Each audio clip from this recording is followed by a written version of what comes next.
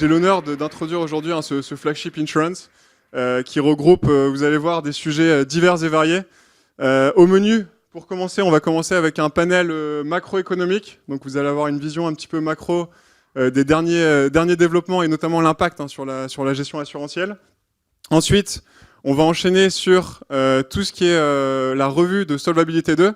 Donc pour ceux qui ne savent pas, je pense que tout le monde connaît, mais c'est vraiment le socle de l'assurance et ça a un impact majeur dans la prise de décision, notamment sur un angle gestion d'actifs.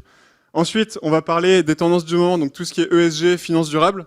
Donc vous savez, l'assureur, c'est aussi un acteur majeur dans tout ce qui est transformation, transition énergétique. Donc on va avoir un panel qui va traiter de ces sujets. Et enfin, cerise sur le gâteau, on aura un panel sur tout ce qui est FinTech, InsurTech, transformation digitale.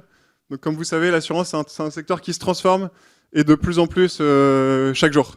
Alors pour les causes de l'inflation, je pense que peut-être le plus important, c'est de revenir un petit peu en arrière sur ce qui s'est passé les 10 dernières années.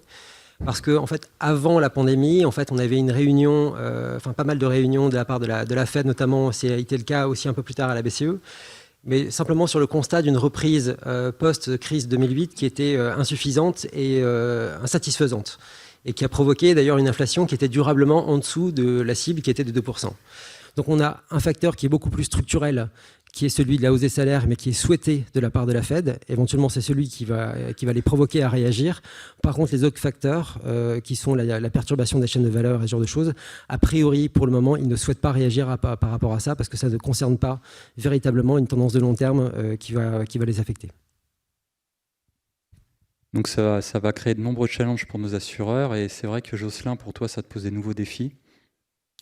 Oui, bien entendu. Alors, l'inflation, elle va venir impacter le bilan et la perspective des assureurs par plusieurs aspects, mais elle va créer une tension au passif, puisque les assurés, comme vous et moi, nous avions quand même un peu envie que nos placements en assurance vie, par exemple, soient protégés en partie contre de l'inflation et pas de se retrouver dans un projet de vie où l'épargne est dévaluée avec de l'inflation forte. Donc il y a quand même une tension là-dessus, c'est le cas notamment sur des produits de retraite. Et on va aussi évidemment avoir tous les effets à l'actif, avec un impact de l'inflation, soit directement, soit via les taux, qui va être nécessairement très important sur l'évaluation de nos actifs. Le point quand même qu'on peut remarquer, c'est que cette conversation, si on l'avait imaginée il y a un an, elle aurait été absolument inimaginable. On aurait dit que ce n'est pas possible. Je pense, alors, pourtant c'est un monde de gens prudents, l'assurance, de gens qui sont peut-être pas venus par conviction, mais qui sont prudents. Et on employait quand même des mots de forever. On disait, les taux sont bas pour toujours. Donc le pour toujours n'est pas forcément durable. Donc ça invite à beaucoup de modestie dans nos capacités de projection. Ce que ça révèle aussi, je pense, la montée de l'inflation, c'est que sur la capacité des entreprises à retranscrire finalement dans leur marge les augmentations des coûts de production qui proviennent de l'inflation est très différente selon les secteurs et selon le pricing power des différentes sociétés. Donc on voit performer de manière assez différentes classes d'actifs. Et je trouve que ça pourrait conduire à bien davantage séparer la performance des sociétés qui sont capables finalement de survivre et de prospérer dans cet environnement inflationniste et celles qui sont au contraire beaucoup plus touchées, là où dans le passé on avait eu quand même un mouvement de fonds très favorable sur les marchés, sur une bonne partie des entreprises. Et donc en particulier la distinction habituelle entre les entreprises croissance et value était très marquée, et en particulier sur les sociétés de la tech, c'est ce qu'on observe ces derniers temps. Après, moi je reste assez confiant sur des actifs type infrastructure, en particulier avec la crise énergétique. Je pense que c'est un secteur sur lequel les investissements vont continuer, qui reste, pour les acteurs qui en sont capables, relativement robuste.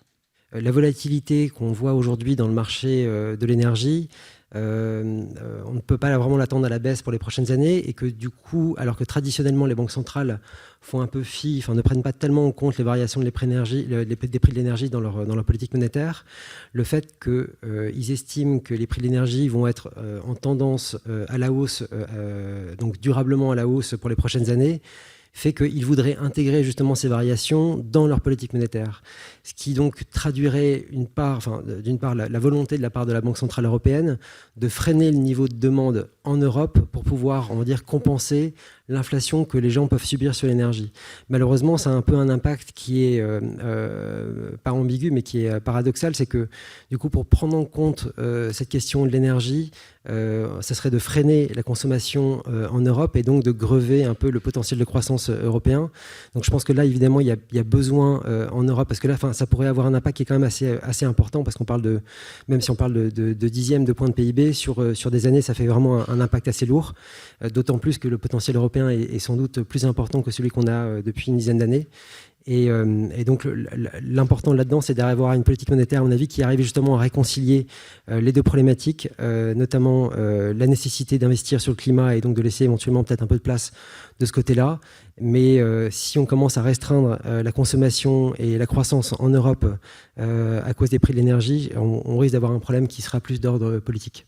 Alors, moi, j'ai l'impression que le gros de l'investissement dans la transition énergétique est quand même devant nous, et que tous les investisseurs institutionnels vont avoir un rôle très important à jouer là-dessus, et la demande pour des projets solides, bien menés, de production d'énergie renouvelable, de transition énergétique, d'efficacité énergétique, va être très forte.